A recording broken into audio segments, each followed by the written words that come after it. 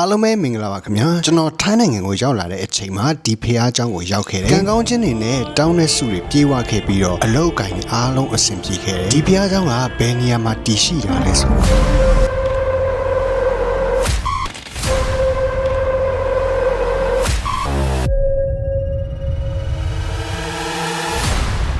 ဟိန္ဒူဘာသာရဲ့ပထမဆုံးကာရဝပြုခံရတဲ့နတ်ဖျားဂဏေရှာမြန်မာထိုင်းနီပေါဂျပန်အင်ဒိုတိဘက်စတဲ့နိုင်ငံတွေမှာအလွန်ထင်ရှားတဲ့နတ်ဖျားတစ်ခုဖြစ်ပါတယ်မေရောပါဝရီဟာသူမရဲ့ခန္ဓာကိုယ်ကိုတန့်စင်ရမှာအသုံးပြုတယ်အစီးတစ်ဥတစ်ဖူတွေနဲ့ယောက်ျားလေးတံဂ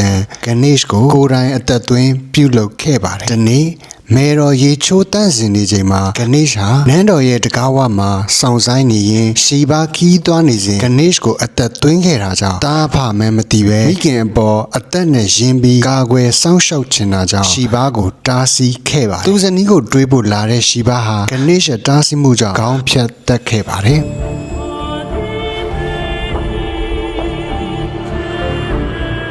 ပါဝရီထွက်လာတဲ့အချိန်မှာခေါင်းပြက်နေတဲ့သားတော်ကိုကြည်ပြီးရင်ကွဲမတက်ခံစားခဲ့ရပါတယ်။ဒါနဲ့ရှီဘာကိုပြန်အသက်သွင်းပေးဖို့တောင်းဆိုခဲ့ပါတယ်။ဂဏေရှ်ကို6ရက်အတွင်းအသက်သွင်းဖို့တတ်မှတ်ချက်နဲ့ကိုက်ညီတဲ့စင်လေးတစ်ကောင်ကိုတွေ့ပြီးဂဏေရှ်ကိုဘော်ကိုတတ်ဆင်ပေးလိုက်ရာကနေပြီးတော့စင်ဦးကောင်းနဲ့လူခန္ဓာကိုနှစ်ဖျားတစ်ပါးဖြစ်လာခဲ့ပါတယ်။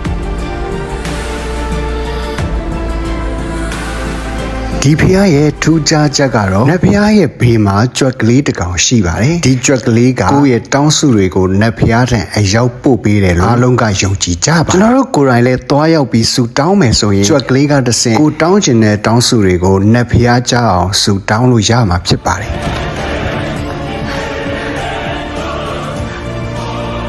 ဒီနဖျားเจ้าဟာ MRD ဝိတ်ခွန်မှာတည်ရှိပြီးတော့လာရောက်ဂါရဝပြုတဲ့သူတွေဆူတောင်းတဲ့သူတွေနဲ့အမြဲပင်ပြည့်နှက်နေခဲ့ပါတယ်ထိုင်းနိုင်ငံမှာလည်းအရန်ကိုနာမည်ကြီးတဲ့တောင်းပြနဖျားတစ်ခုလည်းဖြစ်ပါတယ်ကျွန်တော်ကတော့ဒီနဖျားကိုကိုယ်တိုင်ယုံကြည်ကိုးကွယ်တဲ့အတွက်အားလုံးလည်းဆူတောင်းပြဖို့အတွက်သွားရောက်ဖို့အကြံပြုလိုက်ပါတယ်